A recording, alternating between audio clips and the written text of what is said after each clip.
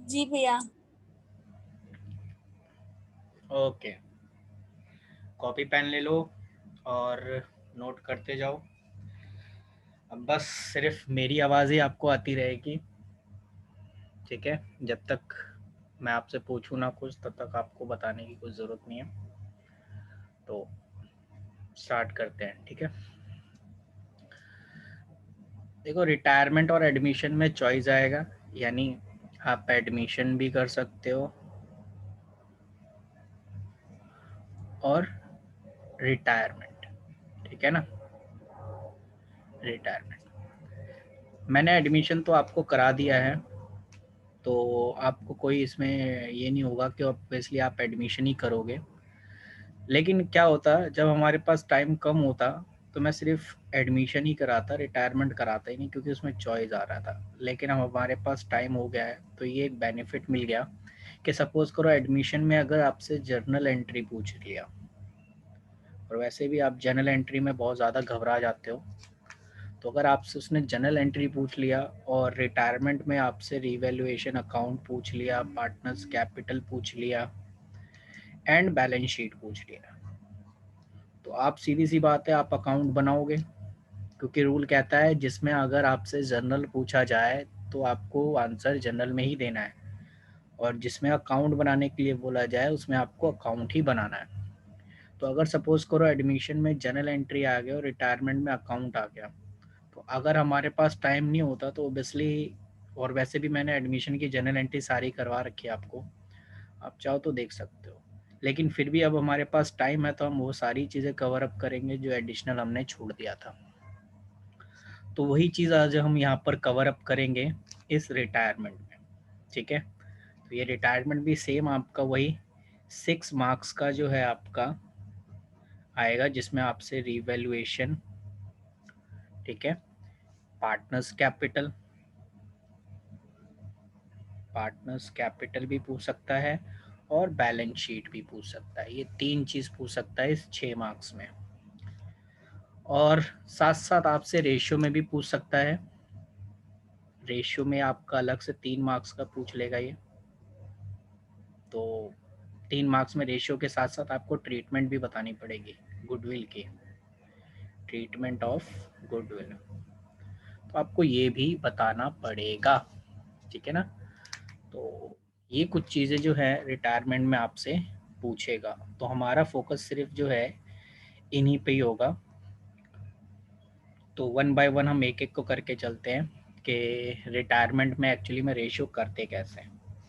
तो अगर मैं पहले बात करूं, ऑब्वियसली पहले मैंने इस तरीके से नहीं बताया था आपको, ऐसे ही ओरली बताया था। अब मैं आपको एक रिटर्न में ही बता देता हूँ कि जो रेशियो है, रेशियो को सीखने के लिए आपको पहले कॉन्सेप्ट समझना पड़ेगा रिटायरमेंट का, कि रिटायरमेंट का मतलब क्या होता है। तो रिटायरमेंट का मतलब होता है कोई भी इंसान, सपोज करो मिस्टर ए है, अब मिस्टर ए जो है और बी भी है, बी है और सी भी है, चलो तीनों को हम ले लेते हैं ताकि अगर एक चला जाए तो कोई दुख उख ना हो। तो मिस्टर ए बी सी तीनों मिलके इन्होंने जो है एक फर्म में काम कर रहे हैं, ठीक है? और ये सारी चीज़ें इसमें मेंशन भी होती हैं, ठीक है ना? तो बात यहाँ आ जाती है कि सपोज करो इनमें से ये जो है, ये बी जो है, अब इसकी इतनी क्षमता नहीं रही, मींस एज ऑफ 60 ईयर हो गया, या इससे कम भी हो सकता है, वट एवर जो उसमें, अगर उसने पार्टनरशिप डीड में साफ लिखा हुआ है कि अगर कोई भी इंसान 60 साल का हो जाएगा तो उसे जो है पार्टनरशिप से इस्तीफा देना पड़ेगा, ठीक है ना? अगर ऐसा कुछ लिखा है पार्टनरशिप डीड में तो ओबियसली ये हट जाएगा, ठीक है? या consultancy of the all partner, A और सी से जो है कंसल्टेंट करना पड़ेगा बी को, अगर वो रिटायर हो रहा है या नहीं हो रहा। अगर ए ने और सी ने कंसल्टेंसी दे दी कि हाँ भाई ठीक है, आप जो है रिटायर हो सकते हो, तो ऑब्वियसली ये बंदा फिर रिटायर हो जाएगा, ठीक है? और ये अपनी खुद की सहमति से भी हो सकता है। अगर इसे फर्म में पसंद नहीं है काम करना, तो वहाँ से वो छोड़ के जा सकता है, या कह देगा कि भाई अब मैं थक चुका हूँ, मेरे पास अब इतनी शक्ति नहीं है, अब मैं यहाँ पर इतनी पूरा टाइम दे सकूँ, तो इसलिए मैं यहाँ से रिटायर लेना चाहता हूँ। ठीक है, तो यानी कि इसके खुद के पर्सनली जजमेंट से भी हो सकता है, खुद के फैसले से भी हो सकता है, या जितने भी पार्टनर हैं उसके खुद के कंसल्टेंसी से भी हो सकता है। ठीक है, तो ये जो मिस्टर बी है, अब इसकी एज 60 साल हो गई है। ठीक है, अब 60 साल तो मैंने आपको इसलिए बता दिया है कि एक्चुअली में देखा जाए कि इंडिया में जो है रिटायरमेंट की जो एज होती है वो 60 साल होती है। कहा जाता है, गवर्नमेंट कहता है कि अगर कोई इंसान जिसकी एज 60 साल हो जाए तो वो जो है अब इतनी कैपेबिलिटी उसकी नहीं रहती कि दोबारा से वो जो है सर्विस दे सके फर्म में। ठीक है, तो उसको वहां से छोड़कर जाना पड़ता है। अब यहाँ पर एक इम्पॉर्टेंट चीज आ गई, अभी जो मैं जितनी रामायण कथा सुना रहा था वो एक रिटायरमेंट का बता रहा था कि अगर सपोज करो 3 पार्टनर हैं, उनमें से अगर कोई अपनी मर्जी से कह रहा है कि भाई मैं रिटायर लेना चाहता हूँ, रिटायरमेंट लेना चाहता हूँ इस फर्म से, तो ऑब्वियसली वो खुशी खुशी जो है छोड़ कर जा सकता है। यानी उस पर किसी चीज़ का दबाव नहीं होगा कि भाई वो क्यों जा रहा है, कैसे जा रहा है, हमसे क्या ऐसे नहीं। अगर उसकी खुद की मर्जी है तो ऑब्वियसली वो जा सकता है। ठीक है, तो ये जो मिस्टर बी है, अब ये 60 साल जैसे ही हुआ ये चला गया। ठीक है, तो अब ये बताओ, अब मेरी बात यहाँ पर यहीं कटती है।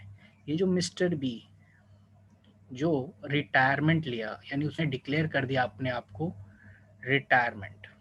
ठीक है, तो ये बताओ इसके फर्म से जाने से ए और सी इन दोनों को फायदा होगा कि नहीं होगा? बिल्कुल होगा, क्योंकि सपोज करो कि अगर मैं 900 रुपए का अगर फर्म में प्रॉफिट होता है, 900 रुपए का फर्म में क्या हुआ, प्रॉफिट हुआ, और ये अगर मैं इक्वली तीनों में बांटूं तो ए को मिलेगा 300 रुपये, बी को मिलेगा 300 रुपये, और सी को भी मिलेगा 300 रुपये। ये बट गए प्रॉफिट। ठीक है, लेकिन अगर बी रिटायर होता है, अगर बी रिटायर हुआ तो क्या होगा? तो आप ही बताओ, जब बी रिटायर होगा तो ओबियसली प्रॉफिट सिर्फ ए और सी को ही मिलेगा, और कितना कितना मिलेगा, 450 इसे मिलेगा और 450 इसे मिलेगा।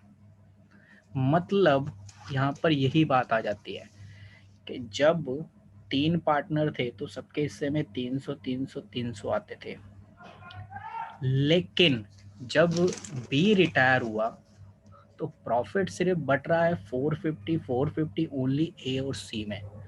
तो इसका मतलब ये है कि बचे हुए पार्टनर वो गेन कर रहे हैं। तो यहाँ पर यही रूल लागू होता है। मैं आपको डिफरेंस बता दूं साफ साफ, एडमिशन और रिटायरमेंट में क्या डिफरेंस होता है। एडमिशन, एक तरफ एडमिशन लेता हूँ मैं और एक तरफ रिटायरमेंट लेता हूँ। ठीक है, ताकि आपको पूरा क्लियर हो जाए कि एक्चुअली में ये दोनों चैप्टर एक दूसरे से लिंक क्यों है। एडमिशन में क्या होता है कि ये 2 पार्टनर है और कोई जब तीसरा आता है तो ओल्ड पार्टनर सेक्रीफाइस कर रहे होते हैं। एक तो डिफरेंस ये हो गया, ओल्ड जो पार्टनर होते हैं वो क्या कर रहे होंगे, सेक्रीफाइस। इसमें क्या होता है, जब कोई बंदा रिटायर होके जाता है, जैसे यहाँ पर बी रिटायर लिया था ना,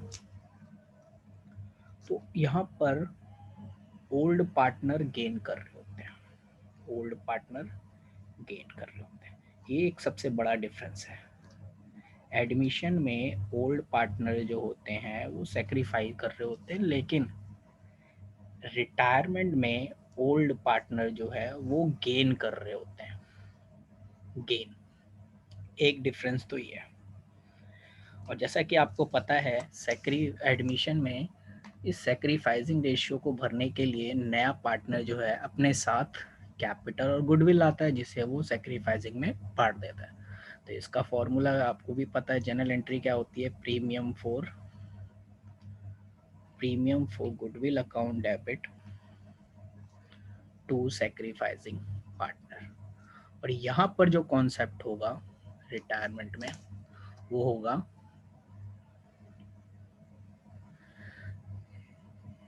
gaining partner capital account debit to sacrificing partner capital, ठीक है। और अगर उनका कैपिटल फिक्स है तो करंट में एंट्री होगी, ठीक है ना। तो ये दो सबसे बड़ा बड़ा डिफरेंस है जो आपको समझना है, ठीक है। तो ये दो डिफरेंस है, मेजर डिफरेंस है जो आपको देखना है। सबसे बड़ा डिफरेंस आपको साफ दिख रहा होगा कि एडमिशन में ओल्ड पार्टनर को सेक्रीफाइस होता है, बट रिटायरमेंट में ओल्ड पार्टनर को गेन हो रहा होता है, ठीक है। तो इस चीज़ से थोड़ा सा आपको देखना है। अब बात आ जाती है, जैसा कि मैं बता रहा हूँ, रेशियो। मैंने आपको पिछली क्लास में ऐसे ही थोड़ा, इतना मैंने सेटअप तैयार नहीं किया था, तो इसलिए मैं आपको थोड़ा सा रेशियो में वहाँ कम समझ में आया होगा, ठीक है ना।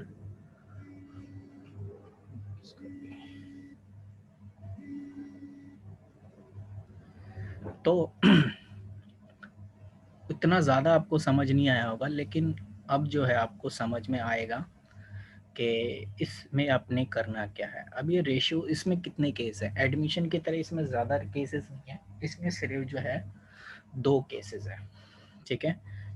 ज़्यादा से ज़्यादा 3 है, चलो मैं तीनों को डिस्कशन वन बाय वन कर लेता हूँ। पहला रेशियो आप तो जानते ही हो कि आपको ये याद रखना है, gaining ratio equals to new ratio minus old ratio. ये आप लिख लो कॉपी में अपने, कि पहला केस नंबर 1 यही कहता है कि gaining ratio equals to new ratio minus old ratio. उसका एक एग्जांपल मैं आपको दिखा देता हूँ ताकि आपको लगे कि हाँ भाई हम कुछ कर रहे हैं, ताकि आपका भी पल्ले पड़ जाए। और जैसे ओल्ड रेशियो, अब जिसमें मैं ए बी सी लेता हूँ और इनके बीच रेशियो 3, 2 और 1, ठीक है। और बाद में जो है आगे बोलता है बी रिटायर हो रहा है, बी रिटायर हो रहा है, ठीक है। और after B retired, ratio between A and C are, A and C are equals to 2:1। यानी बी के जाने के बाद जो नया रेशियो हुआ, ये नया रेशियो वो हुआ 2:1, और ओल्ड है आपका 3:1। तो calculate gaining ratio, gaining ratio, ठीक है। तो गेनिंग रेशियो निकालना है तो एक बार आप सारे इसी क्वेश्चन को आप खुद करके देखना, और करने के बाद फिर मैं अभी सॉल्व करता हूँ, फिर आपको बताता हूँ, ठीक है। चलिए आप ज़रा सॉल्व करके बताओ मेरे को क्या आएगा, कौन गेन कर रहा है, कौन सेक्रीफाइस कर रहा है। 2 मिनट का टाइम दे रहा हूँ कैलकुलेट का।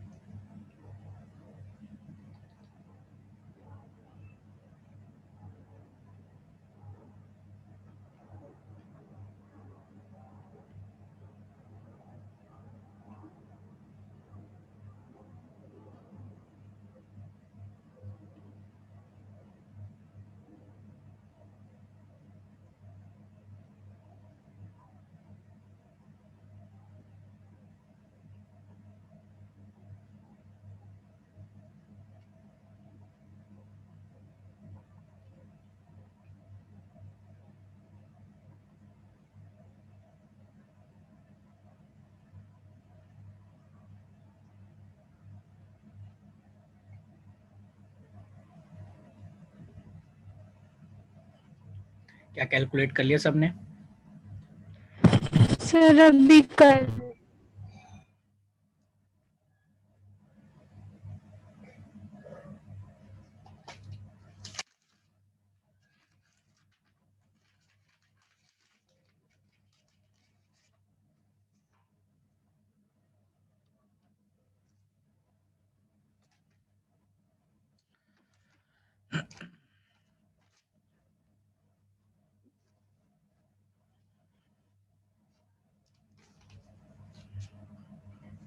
सबसे पहले ए का गेनिंग रेशियो निकालते हैं।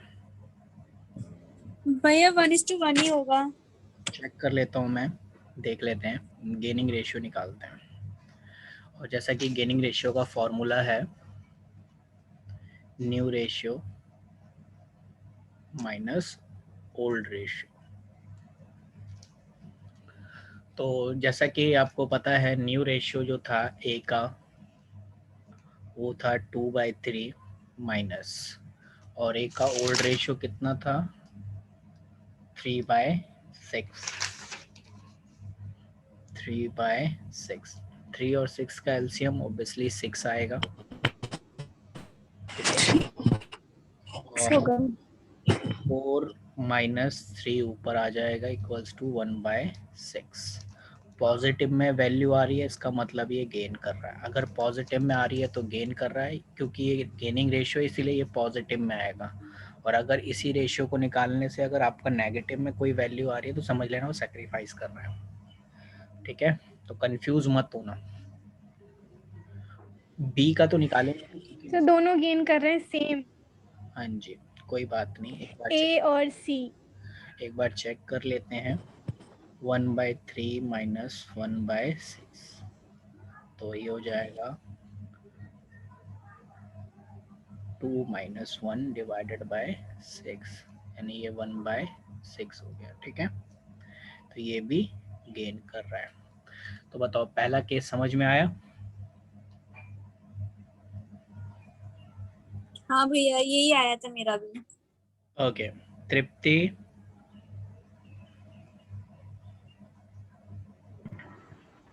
जी भैया। अलकाबाद गांव में नेटवर्क बहुत स्लो है आज। जी भैया, समझ में नहीं आया। समझ में नहीं आया? नहीं भैया, मैं कह रहा हूँ कि आपने अभी भी जो बोला वो जरा वापस रिपीट करिए। अच्छा, ये जो रेशियो मैंने किया ये समझ में आया? जी भैया, कुछ ये तो भैया पूछना है? शायद अपना ऑफलाइन वाली क्लास था। हाँ जी, भैया शायद आपने ये ऑफलाइन वाली क्लास जो हम जा नहीं रहे थे कुछ दिन, शायद आपने ओके। उसमें करवाया था। वो सेक्रीफाइसिंग रेशियो था आपका एडमिशन में, रिटायरमेंट में नहीं था बेटा, क्योंकि ये गेनिंग रेशियो करा रहा हूँ मैं। ये गेनिंग रेशियो है, गेनिंग रेशियो में हम न्यू माइनस ओल्ड लेंगे, ना कि ओल्ड माइनस न्यू। तो ये एक मार्क्स में पूछ सकता है आपसे, 1 मार्क्स में भी पूछ सकता है एमसीक्यू में, कि gaining ratio equals to old minus new, old minus sacrifice, new minus old. तो आपको उसमें से सही जवाब जो देना पड़ेगा वो आपने टिक करना है, ठीक है। ओके भैया। अब ये जो सबसे ज़्यादा इम्पोर्टेंट वही वाली बात है, इसमें 3 केसेस हैं, और 3 क्या, मैं तो 2 बोलता हूँ, लेकिन कहते हैं कि नहीं नहीं नहीं 3 केसेस होते हैं। तो ठीक है, देखते हैं केस नंबर 2। केस नंबर 2 आप एक बार देख लो तो आपको समझ में आ जाएगा कि ये क्या कह रहा है।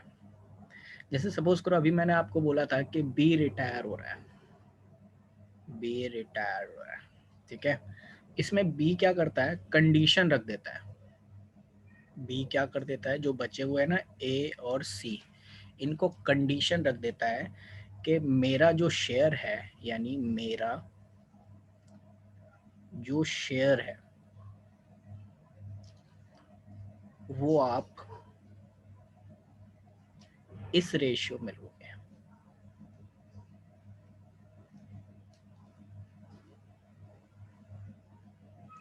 ठीक है। यानी उसने कंडीशन रख देगा कि भाई मैं अपने शेयर को, यानी मैं अपने शेयर को किसी भी हिस्से में किसी को भी दे सकता हूँ, ए और सी को, कंडीशन रख दिया, ठीक है ना। अगर बी कहता है कि एट अ टाइम, मैं ऐसे बोल सकता हूँ, सपोज करो यहाँ एक क्वेश्चन लिख देता हूँ ताकि आपको समझ में आ जाए एग्जांपल में, कि सपोज वही question A B and C are a partner in a firm, B retired, ठीक है, बी रिटायर, तो इनके बीच जो रेशियो था partner in a firm in the ratio of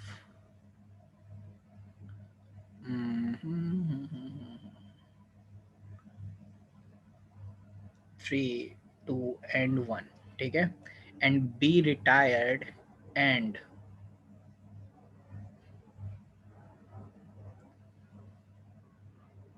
ही, ये जो ही वर्ड यूज हो रहा है ये बी के लिए हो रहा है, डिस्ट्रीब्यूटेड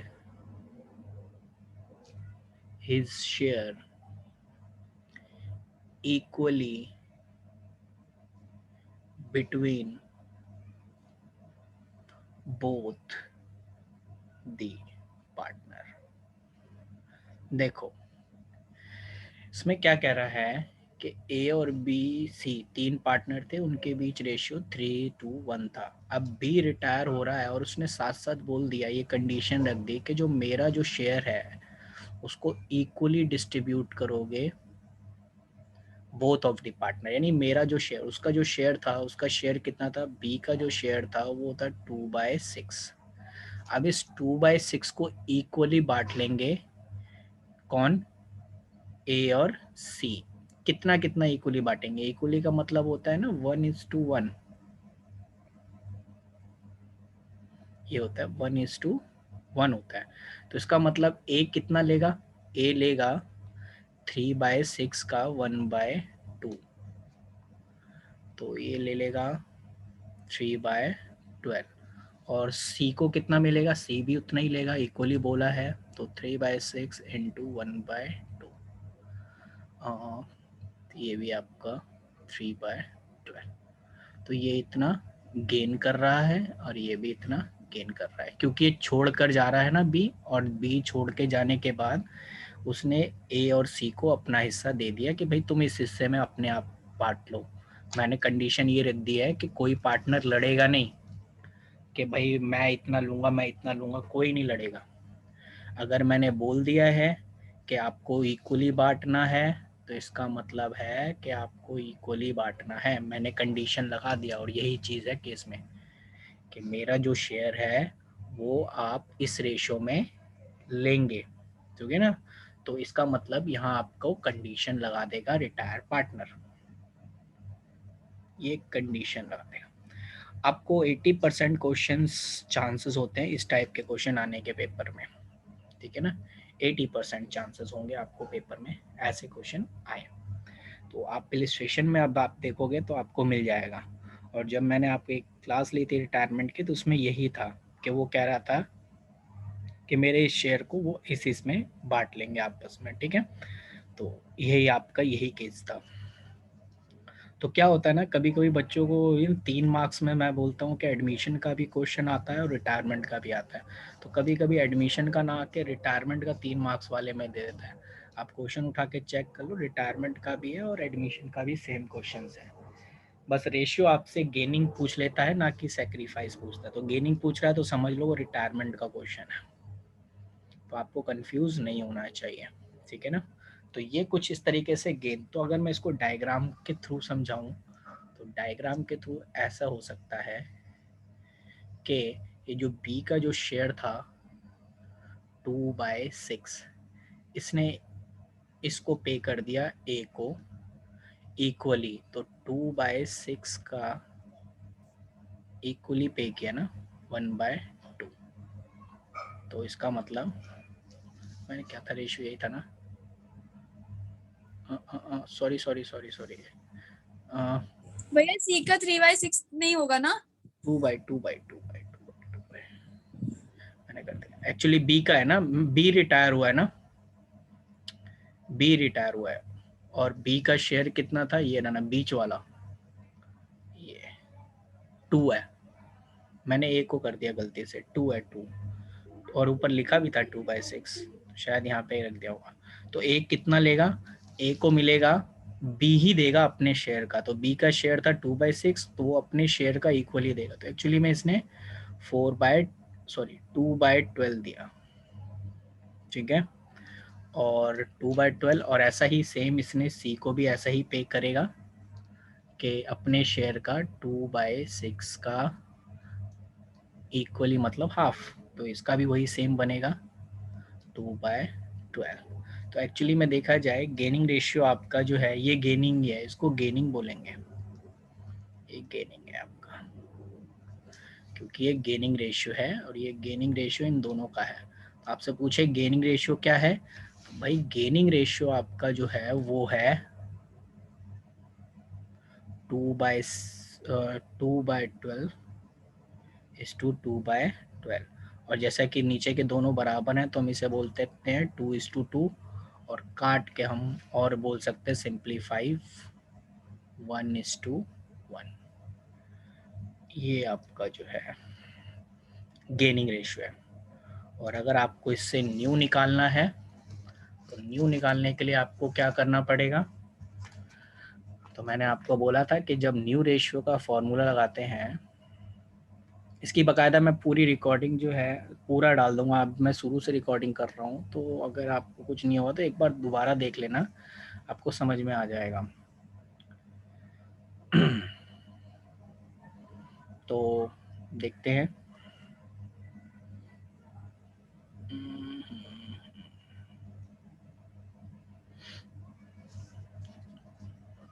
तो जो न्यू रेशियो का फॉर्मूला बनेगा वो क्या बनेगा, तो पहले अगर आपको गेनिंग आता है तो मैंने आपको बताया था कि जब हम गेनिंग से ही हम न्यू निकालते हैं, तो गेनिंग का मैंने बोला था ना, gaining equals to new minus old. तो ऑब्वियसली न्यू इक्वल्स टू क्या हो जाएगा, गेनिंग प्लस ओल्ड, ठीक है, गेनिंग प्लस ओल्ड यानी जी प्लस ओ, ये है आपका फॉर्मूला। तो अब देख लेना कि आपसे कैसे क्या क्या निकालने के लिए बोल रहा है, ठीक है। तो अगर मैं यहाँ पर उसका निकालूं, ए का अगर गेनिंग रेशियो तो निकाल दिया मैंने, तो अगर मैं उसका न्यू रेशियो निकालूं तो ए का न्यू रेशियो क्या होगा, तो न्यू रेशियो का फॉर्मूला जैसे मैंने बोला गेनिंग प्लस ओल्ड या ओल्ड प्लस गेन, कोई दिक्कत नहीं। अगर मैं यहाँ पर इसे ओल्ड प्लस गेनिंग भी बोलूँ तो भी इसका मतलब वही सेम है। तो ये नहीं कि जी और बाद में आए हो, ऐसा कोई मैटर नहीं है। तो ए का ओल्ड रेशियो था 3/6 और गेन हुआ है 1/2, क्योंकि 1:1 गेन हुआ है ना दोनों को। तो ऐड कर देंगे 6 और 2 का एलसीएम, 6 और 2 का एलसीएम ऑब्वियसली 6 ही आएगा। तो 3+3, तो ये हो जाएगा आपका 6/6। और ऐसे ही सी का न्यू रेशियो ये हो जाएगा 1/6 प्लस 1/2, 6 और 2 का एलसीएम 6, और उसके बाद 1+3 यानी 4/6।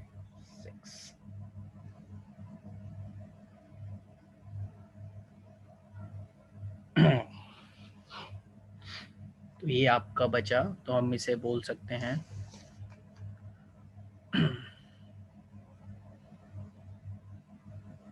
न्यू रेशियो जो आया वो आया 6:4।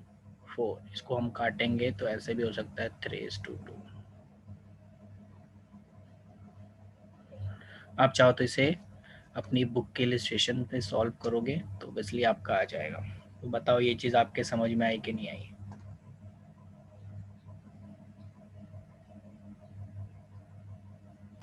आ गया समझ। हाँ जी, तृप्ति आया समझ में कुछ।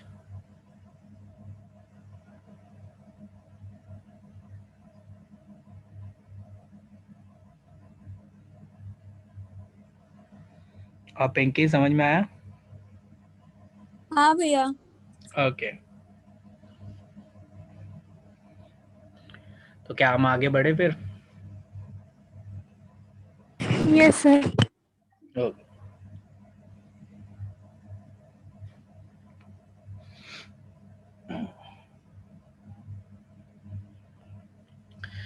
केस नंबर थर्ड और लास्ट केस, ये भी आपको ज़्यादातर मिलेगा। केस नंबर थर्ड, जैसा कि मैं आपको एडमिशन में भी बताता था ना, जो केस नंबर 1 था जिसमें let B profit equals to 1 करते थे रिमेनिंग, और मैं बोलता था ये आपके हर एक पॉइंट में आएगा, जिसमें मैं बोलता था कि ओल्ड रेशियो जो है सैक्रिफाइसिंग रेशियो के बराबर होता है। तो समझ लो ये भी एक बड़े क्वेश्चन में जो है इस टाइप के आपके पास आ जाते हैं। इस केस में डिफरेंस क्या है? इस केस में डिफरेंस ज़्यादा कुछ नहीं है। अगर मैं आपसे ऐसे बोलूं कि एक्स, वाई और जेड, इनके बीच 4, 3 और 2 रेशियो है, ठीक है, और जेड रिटायर हो रहा है, जेड जो है वो रिटायर हो गया, ठीक है ना। अब जब जेड रिटायर हो गया, आगे कुछ कंडीशन नहीं लिखी कि जेड के जाने पे जो है ये 2 है, ठीक है ना। हाँ, कि जेड के जाने पे कुछ नहीं दिया कि जेड जो है जा रहा है तो वो अपने शेयर को किस में बांटे, कुछ नहीं दिया, बस साफ इतना लिखा है कि जेड रिटायर, बस calculate gaining ratio, calculate gaining ratio, बस इतना बोला है और कोई कंडीशन नहीं लगाई। देखो सेकंड केस में कंडीशन होती थी, लेकिन थर्ड केस में कोई कंडीशन नहीं, डायरेक्ट ऐसे बोला है कि सिर्फ जेड रिटायर और कैलकुलेट गेनिंग रेशियो। तो क्या करें? तो ये तो बड़ा सिंपल है, इससे सिंपल कोई क्वेश्चन होगा नहीं, ठीक है ना। इसमें क्या होगा कि जो इंसान रिटायर हो रहा है उसके शेयर को छुपा दो।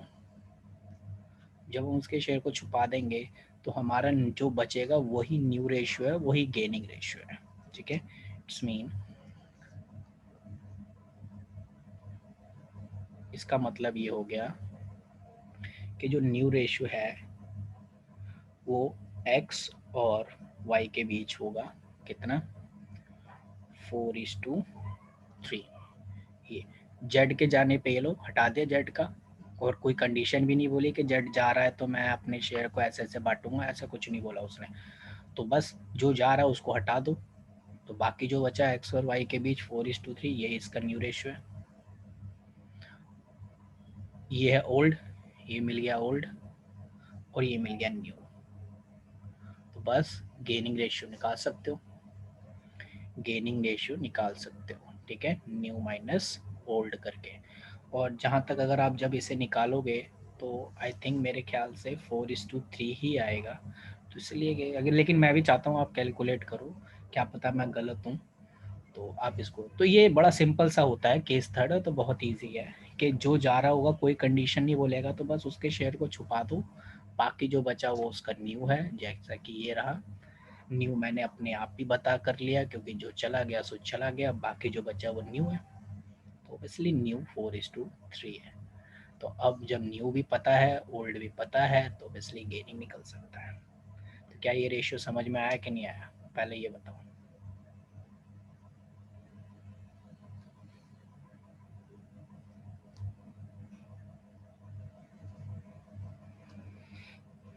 पढ़ा पल्ले किसी के?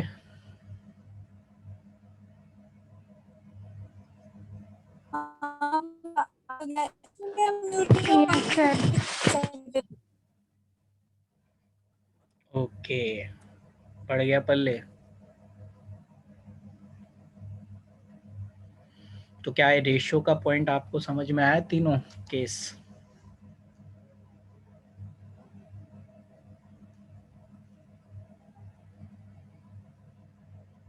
क्या मैं मान लूं रेशियो आपको समझ में आ गया? Yes sir. ओके, तो ये रेशियो के कुछ पॉइंट्स हैं, और जब आप इसे सॉल्व करोगे अपने आप ही आपको आपकी गलती दिख जाएगी। ऐसा कुछ नहीं है, आपको आपकी गलती एक बार दिख जाएगी कि कहाँ आप गलती कर रहे हैं। बस इस 3 केस के अलावा रिटायरमेंट में कोई और केस है ही नहीं, ठीक है। और ये तीनों केस मैंने आपको बता दिए, तो आपको कोई दिक्कत नहीं आने वाली है, ठीक है ना। अब बात करते हैं treatment of goodwill.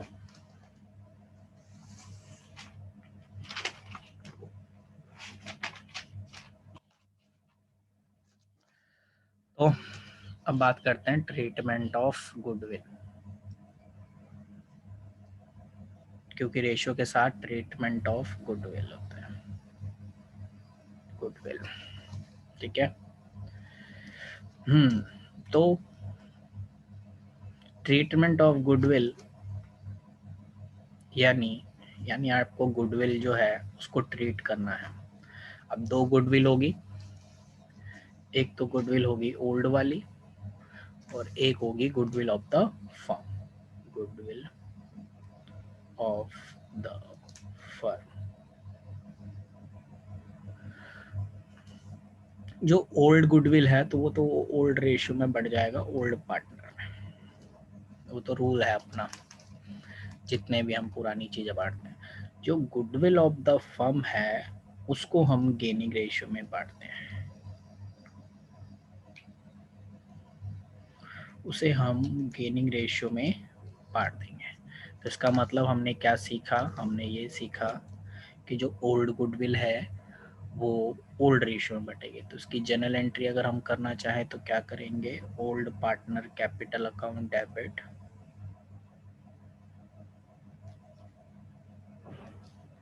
To goodwill account, और यहाँ वाले पे आपकी जो